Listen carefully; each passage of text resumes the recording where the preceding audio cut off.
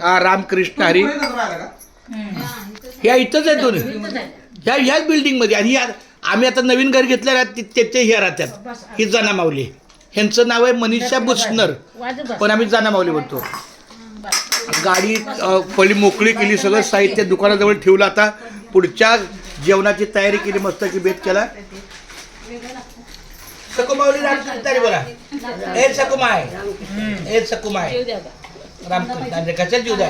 हे बोला रामकृष्ण हे सकुमाय. हा बस बोलू द्या की जरा दुसऱ्या काढल्या सगळ्या तर.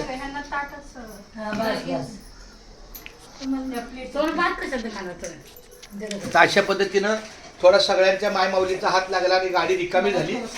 आता गाडी मोकळी झाली, तात्याला मार्ग मोकळा झाला. त्यामुळे आता त्यांचं पुढचं प्रवास होईल.